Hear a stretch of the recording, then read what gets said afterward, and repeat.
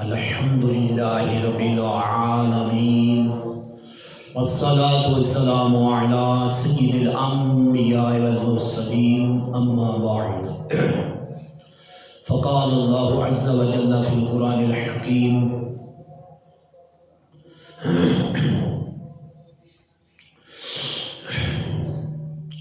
وَقُلًّا وَعَدَ اللَّهُ الْحُسْنَى وَفِي مَقَامٍ آخَرٍ وَالسَّابِقُونَ الْأَوَّلُونَ مِنَ الْمُهَاجِرِينَ وَالْأَنصَارِ وَالَّذِينَ اتَّبَعُوهُم بِإِحْسَانٍ رَضِيَ اللَّهُ عَنْهُمْ وَرَضُوا عَنْهُ صدق الله مولانا العليم وبلغنا رسوله النبي الكريم الأمين. درس القرآن والحديث الآن عن أفضلية أبي بكر الصديق رضي الله عنه وفضله بالقرآن والحدیث الصحیحہ ولذا استمعوا استماعا. آج کا درس قرآن درس حدیث خلیفۃ المسلمین امیر المومنین افضل البشر بعد الانبیاء بالتحقیق حضرت سیدنا و مولانا ابو بکر صدیق رضی اللہ عنہ کی افضلیت انسانوں انبیاء کے بعد تمام انسانوں پہ، آپ کی سیرت، آپ کے فضائل جو قرآن اور حدیث صحیحہ میں بیان کیے گئے، اس پر درس قرآن درس حدیث ہوگا، توجہ کے ساتھ سنیے گا. پہلا اصول قرآن یاد رکھیں کہ خلاق عالم جل شانہ نے مطلقاً قرآن میں جو مختلف مقامات پر ارشاد فرمایا اصحاب النبی کے بارے میں. صحابہ کرام کا جب لفظ استعمال ہوتا ہے تو اس سے مراد اصحاب رسول ہی ہوتے ہیں، کیونکہ صاحب کہتے ہیں ساتھی کو، اور اصحاب اس کی جمع ہے، اصحاب رسول صحابہ کرام. تو اس کا مطلب یہ ہوتا ہے اصحاب رسول، یعنی اللہ کے رسول صلی اللہ علیہ وسلم کے ساتھ رہنے والے صحابہ کرام.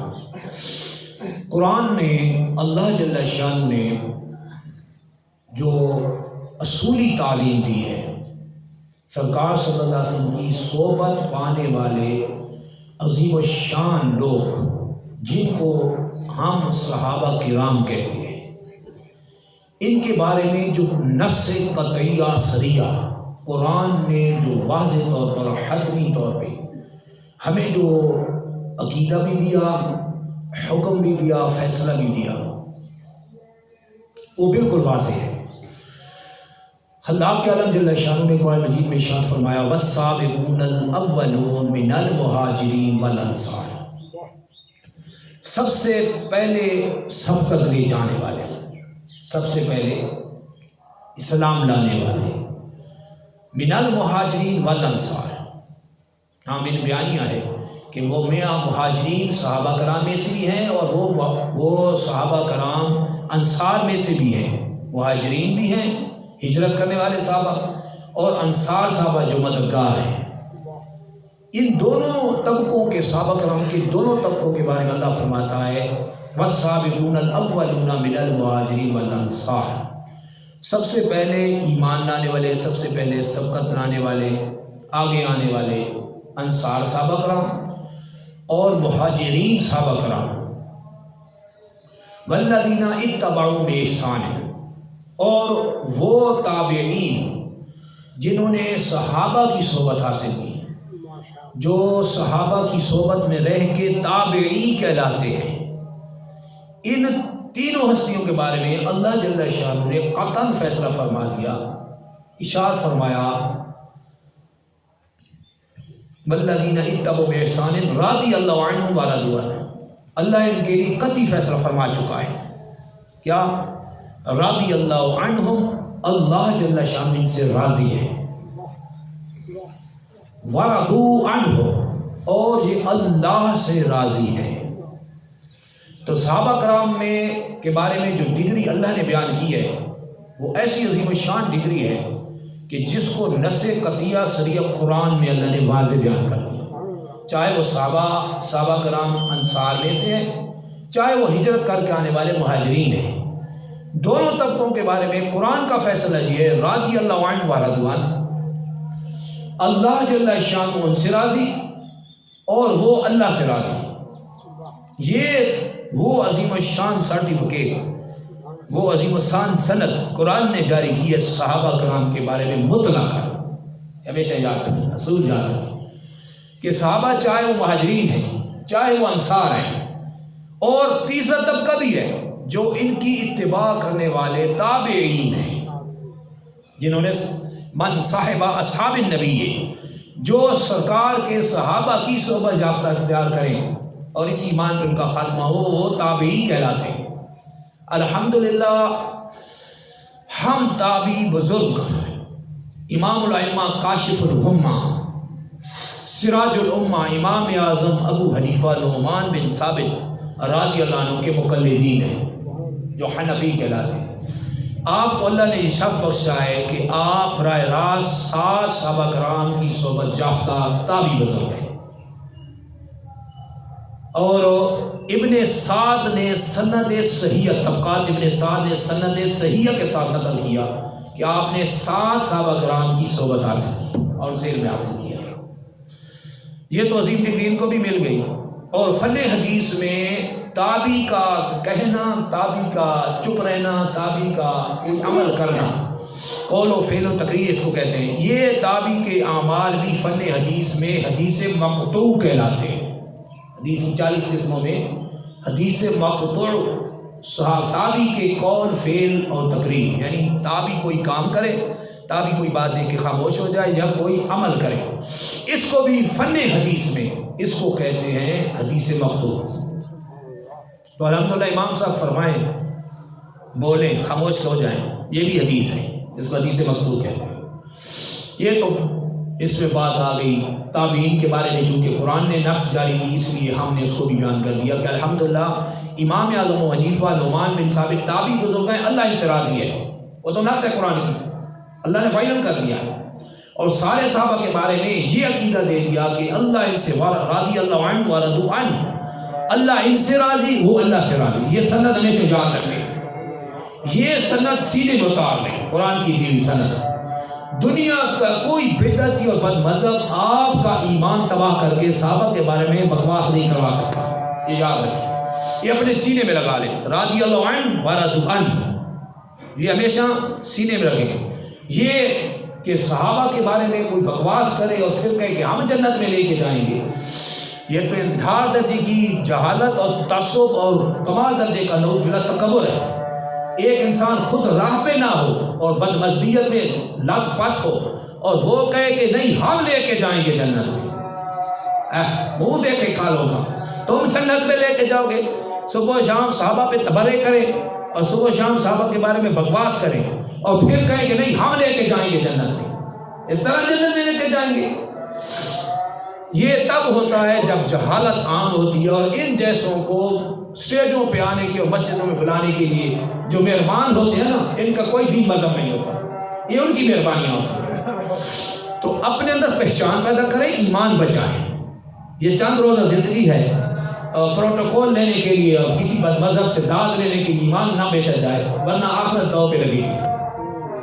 صحابہ کی شان میں اگر کوئی بکواس کرتا اور ہم اس کو جگری یار بنائے بیٹھے ہیں، یا ہماری اس سے گپ شپ ہے، ریلیشن شپ چلی ہوئی ہے، تو ہمارا ایمان کیسا ہے کہ ہماری غیرت مر گئی ہے؟ کوئی صحابہ کے بارے میں بکواس کرے، امیر معاویہ کے بارے میں بکواس کرے، حضرت عائشہ صدیقہ کے بارے میں بکواس کرے، حضرت طلحہ کے بارے میں بکواس کرے، اور ہم سنتے رہیں کہ یہ کیا کہہ رہا ہے؟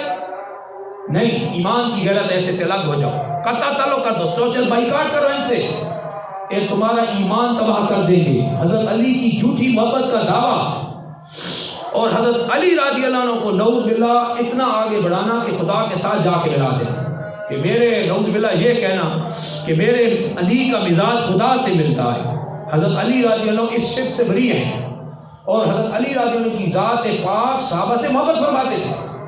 یہی وجہ تھی کہ امیر معاویہ رضی اللہ عنہ سے جب حضرت علی نے صلح کی، اور یہ بات آ رہی ہے، امیر معاویہ رضی اللہ عنہ سے حضرت علی نے جب صلح کی، اس وقت جو خارجی تھے پتہ کیا کہنے لگے؟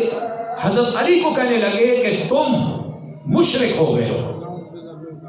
توجہ رکھنا، حضرت علی کو کہہ رہے تھے تم مشرک ہو گئے ہو، کیونکہ اللہ فرماتا ہے ان الحکم الا للہ، حکم اللہ ہی کا ہے، اس میں کوئی شک نہیں کہ حکم اصلی اللہ ہی کا ہے، لیکن انہوں نے آیت کا غلط استعمال کیا۔ تو حضرت علی نے فرمایا کہ تم مجھ سے زیادہ قرآن کو جانتے ہو، لیکن خارجی تھے، انہوں نے حضرت علی کو مشرک تک کہہ دی، کیونکہ امیر معاویہ کے ہاتھ پہ صلح کر دی۔ اس لیے اہل سنت نے الحمدللہ وہی مذہب دیا کہ ایمان بچاؤ۔ مسلمان تو ہم ہیں ٹائٹل کے لحاظ سے، کیا ہے نا، کوئی پوچھے ہو آر یو، تم کون ہو، تو جواب یہی کہ الحمدللہ یہ مسلم، ہم مسلمان ہیں، وی آر مسلم، تو جواب یہی ہوگا نا کہ ٹائٹل کے اعتبار سے جب سارے مذاہب کے مقابلے میں تقابل ہوگا، سارے مذاہب کے مقابلے میں جب مقابلے کے حساب سے جب پوچھا جائے گا کہ آپ کون ہیں، وہ بدھ مت ہے، وہ مرجیہ ہے، وہ قدریہ ہے، مختلف مذہب دنیا میں آئے ہیں، کوئی آگ کا پجاری ہے، کوئی ستاروں کا پجاری ہے، کوئی گائے کا پجاری ہے، تو پوچھا جائے گا تمہارا دین کیا ہے، تو ہم کہیں گے الحمدللہ وی آر مسلم، آئیے مسلم، میں مسلم ہوں۔ یہ ٹائٹل ہے قرآن کا دیا ہوا، هو سماکم المسلمین، اللہ نے تمہارا نام مسلمان رکھا ہے۔ یہ ہے سارے مذہبوں، یعنی کفریات کے جو مذہب ہیں، شرکیات کے جو مذہب ہیں، مشرک ہیں، کافر ہیں، ان کے مقابلے میں اسلام ہے، وہ اللہ نے ہمیں ٹائٹل دیا۔ اور جب ایک مسلمان ہو گئے تو ان مسلمانوں میں صحیح کی کیسے پہچان ہوگی، وہ پھر حدیث نے بیان کر دی کہ ان صحیح میں کیسے پہچان ہوگی۔ مسلمانوں کے 73 فرقوں میں ایک جنتی ہے، اس کی پہچان کے بارے میں کیا ٹائٹل دیا، وہ ہمیں حدیث نے دیا اہل سنہ والجماعہ۔ وہ حدیث نے کیا دیا، اہل سنہ والجماعہ، وہ یہ ٹائٹل اللہ کا دیا، اللہ کے رسول کا دیا ہوا ہے، تاکہ مسلمانوں میں بد مذہبیت جب اگلنے لگے، جیسے آج کل ہے، کوئی صحابہ کے بارے میں بکواس کرتا ہے، کوئی اہل بیت کے بارے میں بکواس کرتا ہے، کوئی کسی کی شان میں، کوئی ابو بکر صدیق کی شان میں بکواس کر رہا ہے، نعوذ باللہ من گھڑت کسے نیٹ پہ چلا کے یہ کہتے ہیں کہ نعوذ باللہ ابو بکر صدیق نے فاطمہ زہرا کا گھر جلا دیا، نعوذ باللہ، اس کا سارا نپیر ہے، من گھڑت کے ساتھ۔ لیکن کتنی عوام اس سے گمراہ کرتے ہیں لوگ، ایسا کوئی معاملہ نہیں ہے، قرآن اور سنت میں ایسی کوئی خبر نہیں ہے، اور نہ صحابہ کرام کی شان ہے، ان کی شان قرآن و حدیث میں بیان ہے، یہ مرثیوں میں نہیں لکھے گئے، یہ قرآن میں اللہ نے جو واضح تعلیمات دی ان کو پڑھا جائے، اور حدیث میں سرکار صلی اللہ علیہ وسلم سے رہنمائی وہ پڑھی جائے۔ یہ تو قرآن نے اور اس کے اللہ کے محبوب صلی اللہ علیہ وسلم نے اپنی حدیث میں واضح کر دیا ہے کہ ایک ہی فرقہ جنتی ہوگا، ایک، سب نہیں، یہ نہیں۔ اگر سب ہوتے تو اللہ کے رسول صلی اللہ علیہ وسلم نے ترمذی شریف ابو داؤد شریف کے حدیث میں یہ نہ فرمایا تھا الا ملۃ واحدہ۔ حدیث کے الفاظ ہیں، سرکار صلی اللہ علیہ وسلم فرماتے ہیں ان بنی اسرائیل تفرقت علی سنتین و سبعین مرہ، بنی اسرائیل 72 فرقے ہو گئے تھے، وتفترق امتی علی ثلاث و سبعین ملہ، میری امت 73 ہو جائے گی، کلہم فی النار، یہاں حدیث میں فرمایا کلہم فی النار، کلہم فی الجنہ نہیں فرمایا، یہ سارے فرمایا جہنمی ہیں، جہنمی۔ اور مرزا چہلوی کہتا ہے کہ یہ سرکار نے جو فرمایا کلن فی النار، کو ہمیشہ تھوڑی جہنم میں رہیں گے، تو تجھے کون سی کوئی الہام ہوا ہے کہ اللہ جل شان کے رسول نے فرمایا جہنمی ہے، تو تخصیص کر رہا ہے کہ نہیں یہ جہنمی ہمیشہ نہیں رہیں گے، اس پر نص پیش کر، اس پر قرآن اور حدیث کی نص پیش کرنا، تو پتہ چلے کہ یہ ہمیشہ کے جہنمی نہیں، عارضی ہے۔ عارضی کا تجھے کیسے پتہ چلا؟ اس کے لیے دلیل چاہیے، نص چاہیے، یا قرآن چاہیے، حدیث چاہیے کہ عارضی ہے، جبکہ اللہ کے رسول نے مطلقاً فرمایا کل فی النار الا ملۃ واحدہ، ایک جماعت جنتی ہو۔ قالوا من ہے یا رسول اللہ، صحابہ کرام نے عرض کی وہ ایک جماعت کون سی ہے؟ قال ما انا علیہ واصحابی، فرمایا جو میرا ہوگا، جو میری سنت پہ چلنے والا، اہل سنہ ہوگا، والجماعت، صحابہ کی جماعت اس کی سنت پہ چلنے والا، اہل سنت والجماعت، یہ ہوگا جنتی گروہ۔ اور ابو داؤد شریف کے الفاظ یہ ہم الجماع وَإِذَا الْجَمَاعَ، یہ جماعت ہوگی، گروہ ہوگا جو ایک ہی حق پہ ہوگا۔ اور قرآن کی اگر تعلیمات لے لیں، قرآن کو ترجمہ تفسیر سے روزانہ پڑھا کریں، اپنا معمول بنائیں، 2 صفحے 3 صفحے 4 صفحے، 1 رکوع، آدھا رکوع، چاند آیتیں، اپنا روزانہ کا معمول بنائیں، ترجمہ اور صحیح تفسیر، صحیح ترجمہ اور صحیح تفسیر کے ساتھ پڑھیں اس کو۔ اور پھر ترجمہ تفسیر میں موجودہ دور کی آسان اردو کی تفسیر صراط الجنان، یہ زبردست ہے، یہ آپ پڑھا کر رکھیں اپنے گھر۔ اب اللہ جل شانہ نے قرآن میں واضح فرمایا یوم تبیض وجوہ وتسود وجوہ وَأَمَّا الَّذِينَ ابْيَضَّتْ وُجُوهُهُمْ فَفِي رَحْمَةِ اللَّهِ، وہ جن کے چہرے قیامت کے ان کے چہرے سیاہ ہوں گے، ان کے سفید ہوں گے، چمکدار ہوں گے، جن کے چہرے روشن ہوں گے فَفِي رَحْمَةِ اللَّهِ، اللہ فرماتا ہے اللہ کی رحمت میں ہوں گے، اور جن کے چہرے سیاہ ہوں گے وہ جہنمی ہوں گے۔ اب اس آیت کا یہ ٹرانسلیٹ ترجمہ ہے، اس کی تفسیر کیا ہے؟ یہ کون ہے روشن چہرے والے اور کون ہے سیاہ چہرے والے؟ سیاہ تو چہرے ان کے ویسے ہی ہو گئے دنیا میں، آگے بھی سیاہی آنی ہے جو چڑھے گی ان پہ، اور کیا چہروں کی صفائی ہے؟ سرکار صلی اللہ علیہ وسلم روشنی جو بتائی، روشن چہرے اور سیاہ چہرے، قرآن نے بالکل واضح کر دیا، فرمایا وجوہ یومئذ، اس قیامت کے دن جو چہرے ہوں گے ناظرۃ الی ربہا ناظرہ، اپنے رب کے دیدار سے خوش و خرم تر و تازہ ہوں گے۔ یوم تبیض وجوہ وتسود وجوہ، کچھ چہرے روشن ہوں گے، کس کے روشن ہوں گے؟ اس کی تفسیر خود سرکار حدیث میں کر رہے ہیں، یہ نہیں کوئی مرثیہ لکھا جا رہا ہے اندھیری رات میں اور لوہے لکھے جا رہے ہیں اور پڑھے جا رہے ہیں، نہیں، یہ بالکل واضح سرکار بتا کے گیا ہے تاکہ کوئی گھبرائی میں نہ جائے۔ سلیمان بن احمد طبرانی نے معجم الاوسط میں اس حدیث صحیح کو سند صحیح کے ساتھ نقل کیا ہے۔ عن ابی سعید رضی اللہ قال قال رسول اللہ صلی اللہ علیہ وسلم، ابو سعید خدری رضی اللہ عنہ سے اللہ کے رسول صلی اللہ علیہ وسلم ارشاد فرماتے ہیں، ایک سند دوسری عن عبداللہ ابن عباس سے، عبداللہ ابن عباس فرماتے ہیں قال رسول اللہ صلی اللہ علیہ وسلم فی قولی تعالی، اللہ کے رسول اللہ کی اس فرمانے علی شان کے بارے میں ارشاد فرماتے ہیں یوم تبیض وجوہ، کہ کون سے چہرے روشن ہوں گے قیامت دن؟ فرمایا سرکار فرماتے ہیں وجوہ اہل سنت والجماعہ، اہل سنہ والجماعہ کے چہرے روشن ہوں گے، وتسود وجوہ، اور سیاہ چہرے بھی ہوں گے۔ فرمایا وجوہ اہل بدعت والضلالہ، جو ہوں تو مسلمانوں میں اپنا شمار کرتے تھے مگر بدعتی ہو گئے تھے، بد مذہب ہو گئے تھے، بد مذہبیت کے عقائد گھڑ لیے تھے، صحابہ کرام کے بارے میں، اہل بیت کے بارے میں، اہل بیت اطہار میں، حضرت علی کے بارے میں، خود ام المؤمنین عائشہ صدیقہ کے بارے میں، حضرت طلحہ کے بارے میں، ان عظیم الشان ہستیاں جن کی سندیں قرآن نے جاری کی ہیں، اس طرح کے لوگ جب پیدا ہو، کچھ وہ تھے جو سرکار کی شان میں بکواس کرنے لگے، یہ بدعتی جتنے بھی فرقے ہیں، فرمایا ہم اہل البدعۃ والضلالہ، یہ جو سیاہ چہرے قیامت کے ہیں، سیاہی چڑھی ہوگی، ان پہ مہر ہوگی، اسپیشلی یہ پہچان ہو گئی کہ یہ دنیا میں بدعتی بد مذہب تھے، بد عقیدہ لوگ تھے، ان کا عقائد خراب تھے۔ اللہ کے رسول صلی اللہ علیہ وسلم بالکل کلیئر کر کے گئے، ایک ہی جماعت جنت میں جائے گی، اہل سنہ والجماعت۔ اور یہاں پہ خیال کرنا ہے، میں ابو بکر صدیق کے فضائل پہ بات آتا ہوں، یہ مطلقاً بیچ میں کرنا اس کی ایکسپلین ضروری تھی، وضاحت، تاکہ لوگ گھبرائی میں نہ گر جائیں کہ روشن چہرے اور سیاہ چہرے سرکار نے خود تفسیر کر دی، بات ہی ختم ہو گئی۔ اب اہل سنہ والجماعت کا ٹائٹل بہت سے لوگ لگا رہے ہیں، اس کا بھی خیال کرنا۔ بہروپی ہے نا، ہر روپ دھارتے ہیں، جس کو لوٹنا ہو نا دوسری روپ میں آ جاؤ، تو لوٹنا آسان ہے، اس طرح ہوتا ہے نا، جس روپ میں لوٹنا ہو اسی روپ میں آ جاؤ، اس طرح چلتا ہے۔ اب انہوں نے کیا کیا، ٹائٹل مسجدوں پہ بھی اہل سنہ والجماعت لکھ دیا، ادھر بھی ہے کئی جملے مسجد لکھا ہوا اہل سنہ والجماعت، بہت سی مختلف ممالک میں جائیں، پاکستان میں جائیں، اردو لکھا اہل سنہ والجماعت، لیکن اہل سنہ والجماعت اندر نہیں ہوں گے، اندر بد مذہب بیٹھے۔ یہ اس لیے جال بیر پھیلایا ہے تاکہ یہ ٹائٹل دے کے ہم لوگوں کو جال میں کیسے پھنسائیں گے، بیر ہی اپنا سیدھا نام لکھ دیا تو لوگ ہمارے قریب کیسے آئیں گے، سادے لوگوں کو پھنسانے کا بڑا آسان طریقہ ہے۔ اور مرزا جہلوی نے دیکھو، جب اس نے ویب سائٹ پہ نام لکھا ہے www.ahlsunnat.pk.com، یہ کیوں لکھا ہے؟ اہل سنت کیوں ٹائٹل کیا؟ لکھے نا مسلم کتابی، ادھر لکھنا تھا نا مسلم کتابی، بات ختم کرتا۔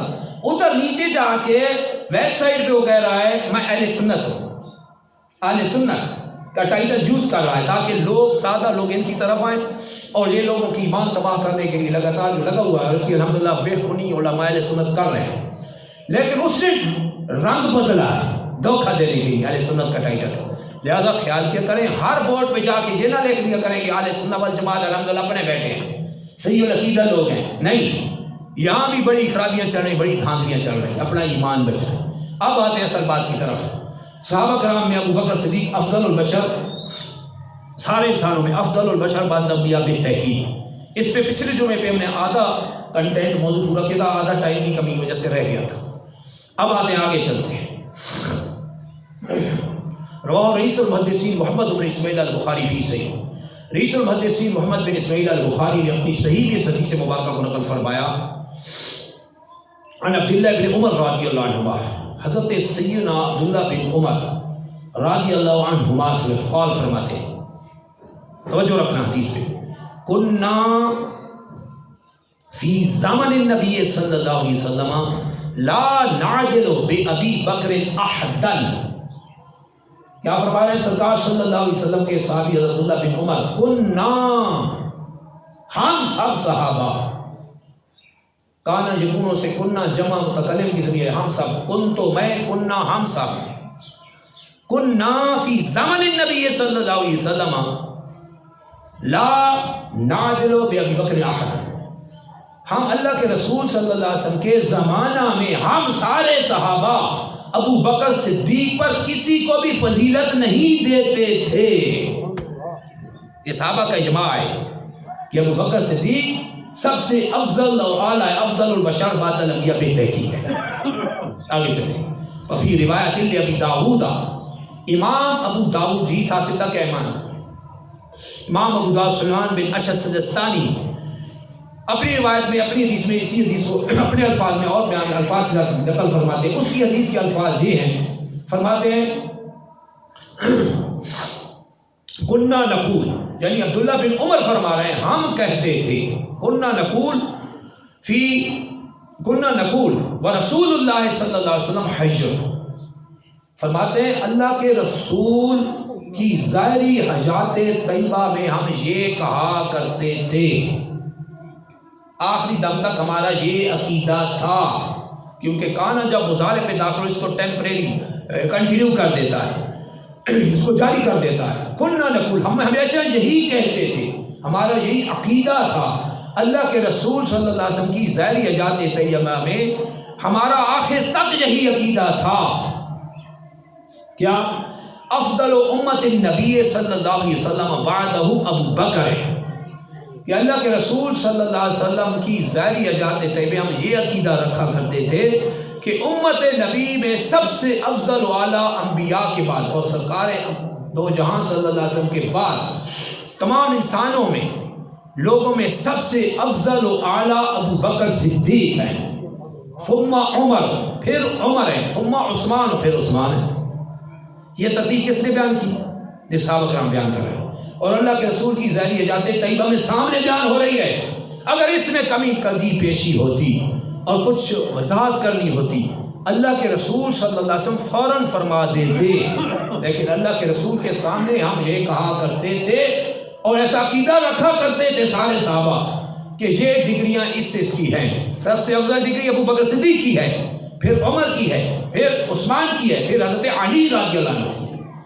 یہ درجہ بندی تو خود سرکار کر کے گیا، سرکار کے صحابہ کر کے گئے اور ہمیں بعض عقیدہ دے کے گئے تاکہ بعد میں امت مصطفیٰ کہیں گمراہی میں اپنا ایمان نہ تباہ کر بیٹھے.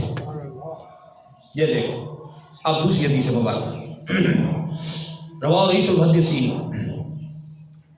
محمد بن اسماعیل البخاری فی صحیح و مسلم بن حجاج قشیری فی صحیح. امام بخاری امام مسلم دونوں اس حدیث کو روایت کریں، یہ متفق علیہ کی حدیث ہے. دونوں اس حدیث کے راوی ہیں. سرکار صلی اللہ علیہ وسلم جب بہت زیادہ بیمار ہوئے، بہت زیادہ علید ہوئے، تو سرکار صلی اللہ علیہ وسلم نے حکم دیا مرو ابا بکر فلیصلی بالناس، لوگوں کو کہو کہ ابو بکر صدیق لوگوں کی نماز پڑھائیں. مرو ابا بکر فلیصلی بالناس، ابو بکر صدیق کو کہو کہ میری جگہ لوگوں کی نماز پڑھائے. حضرت عائشہ صدیقہ عفیفہ رضی اللہ عنہا، آپ کی زوجہ محترمہ جن کی پاک دامنی کے لیے اللہ نے قرآن کی آیات بینات نازل کی ہیں، وہ ام المؤمنین عائشہ صدیقہ رضی اللہ عنہا فرماتی ہیں کہ اللہ کے رسول صلی اللہ علیہ وسلم سے میں نے عرض کی، یا رسول اللہ صلی اللہ علیہ وسلم، میرا باپ رقیق القلب ہے، بہت نرم دل کا بندہ ہے، وہ آپ کی جگہ کھڑے ہو کے نماز پڑھانے کی طاقت نہیں رکھتے، ان سے کھڑا نہ ہو سکے گا، وہ آپ کی جگہ کھڑے نہیں ہو پائیں گے، بہت نرم دل سے۔ پھر سرکار صلی اللہ علیہ وسلم ابو مرو ابا بکر فلیصلی بالناس، لوگوں کو ہو کہ ابو بکر صدیق ہی نماز پڑھائیں، لوگوں کی ابو بکر صدیق ہی لوگوں کی امامت کرائیں۔ سرکار صلی اللہ علیہ وسلم نے بار بار تاکید فرمائی، ابو بکر صدیق کو آگے کیا۔ حضرت سیدنا ابو بکر صدیق نے کئی دن سرکار صلی اللہ علیہ وسلم کے مصلی امامت پہ کھڑے ہو کے امامت فرمائی ہے۔ صحیحین کی یہ حدیث جس پہ امام بخاری امام مسلم نے یہ نص ہے، جس کے راوی عبداللہ بن عباس، عبداللہ بن عمر، عبداللہ بن مسعود، حضرت عائشہ صدیقہ، حضرت مولا کائنات حضرت علی ہیں۔ یہ حدیث بعض علماء کے نزدیک متواتر ہے، اور یہ حدیث اس پہ نص ہے، یعنی اس پہ کلام چلایا گیا ہے کہ تمام صحابہ میں افضل والا امامت اور حکومت کا، امامت اور خلافت کا سب سے زیادہ، امامت اور خلافت کا سب سے زیادہ کوئی حقدار تھا تو وہ حضرت سیدنا ابو بکر صدیق تھے، ورنہ سرکار کسی اور کا نام لے لیتے۔ یہ نص ہے اس پہ، اور اس حدیث کے راوی خود حضرت علی بھی ہے اس حدیث کے راوی۔ آگے چلے حدیث مبارکہ۔ رواہ محمد بن عیسیٰ ترمذی فی جامع، محمد بن عیسیٰ ترمذی نے اپنی جامع میں اس حدیث مبارکہ نقل فرمایا۔ عن عبداللہ بن عمر رضی اللہ عنہما قال عن النبی صلی اللہ علیہ وسلم قال علی ابی بکر، حضرت عبداللہ بن عمر سے روایت فرماتے ہیں اللہ کے رسول صلی اللہ علیہ وسلم نے ابو بکر صدیق سے فرمایا، انت صاحبی فی الحوض وصاحبی علی الحوض، انت صاحبی فی الغار وصاحبی علی الحوض، اے ابو بکر صدیق تم غار میں بھی میرے ساتھی ہو، غار میں بھی میرے ساتھی ہو، وصاحبی علی الحوض، اور حوض کوثر میں بھی تم میرے صحابی ہوگے، تم میرے ساتھی ہوگے۔ یہ دنیا میں بھی ساتھی تھے، غار جار تھے، اور حوض کوثر میں بھی اللہ کے رسول صلی اللہ علیہ وسلم کے جار بہار، اور اللہ کی راہ میں سب سے زیادہ افضلیت کا شرف پانے والے بھی یہی ہیں۔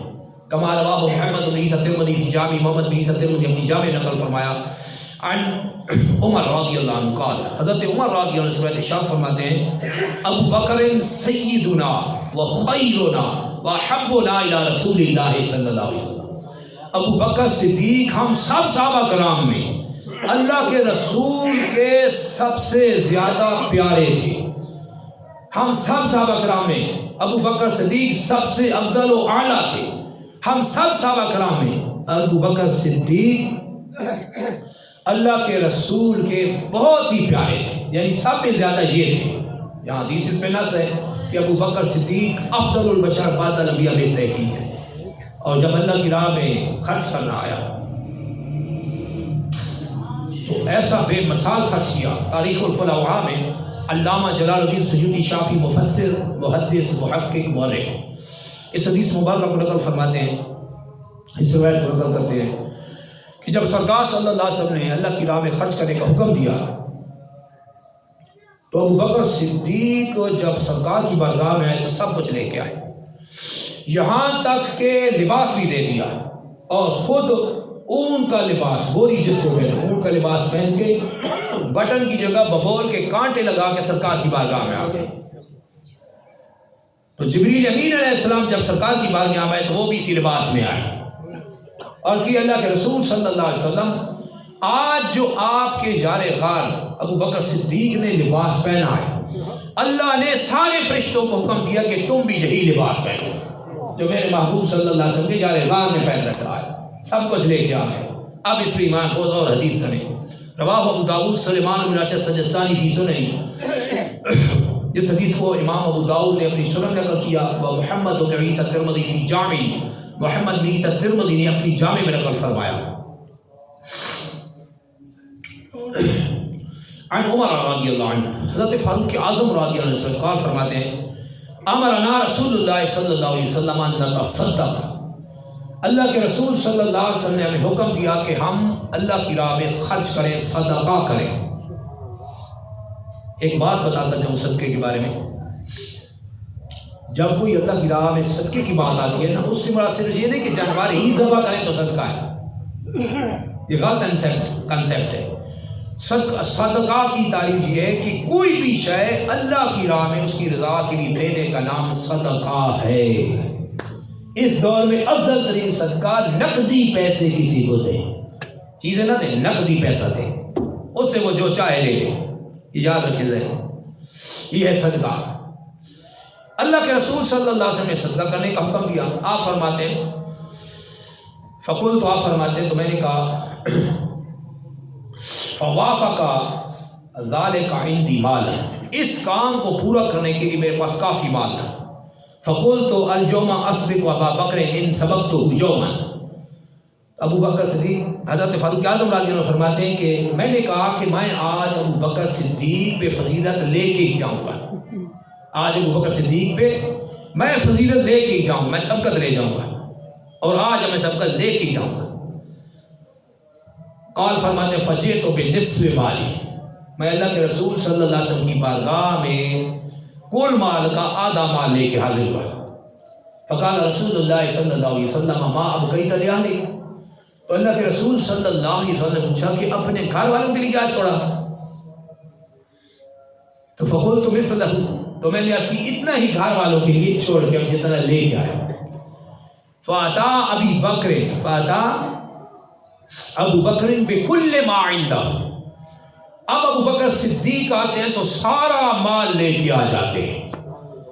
فقال، تو اللہ کے رسول صلی اللہ علیہ وسلم فرمایا یا ابا بکر ما ابقیت لأہلک، اے ابو بکر صدیق اپنے گھر والوں کے لیے کیا چھوڑ کے آئے ہو؟ فقال، تو ابو بکر صدیق نے فرمایا ابقیت لہم اللہ ورسولہ، میں ان کے لیے اللہ اور اس کا رسول چھوڑ کے آیا ہوں، یعنی اللہ اور اس کے رسول کی رضا چھوڑ کے آیا ہوں۔ فقلت، حضرت عمر بن خطاب فرمانے لگے لا اسبقہ الی شیء ابدا، میں ابو بکر صدیق پر کسی بھی شے میں آگے نہیں جا سکتا، یہ ہر کام میں آگے ہے، ہر معاملے میں افضل و اعلیٰ ہے، ہر کار خیر میں یہ آگے آگے ہیں۔ اللہ جل شانہ نے ان کو اعلیٰ افضل اور اتقا قرآن میں فرمایا، سب سے اعلیٰ پرہیزگار، افضل البشر بعد انبیاء، بے تحقیق قرآن کی نص کر دی ہے۔ اور حدیث مبارکہ دیکھ لیں تو 360 حدیثیں کم و بیش صرف آپ کا نام لے کے آپ کے فضائل میں آئی ہیں ابو بکر صدیق کے بارے میں، اور ہر نیکی میں آپ آگے ہوتے تھے۔ اس پر ایک ایمان فوز حدیث ہے، رواه البخاری والمسلم فی الصحیحین، اس حدیث کو امام بخاری امام مسلم نے صحیحین میں نقل فرمایا۔ عن ابی ہریرہ رضی اللہ عنہ قال، حضرت سیدنا ابو ہریرہ رضی اللہ عنہ سے ارشاد فرماتے ہیں قال رسول اللہ صلی اللہ علیہ وسلم، اللہ کے رسول مکرم صلی اللہ علیہ وسلم نے ارشاد فرمایا من انفق زوجین من شیء من الاشیاء، کوئی بھی شخص جو لگاتار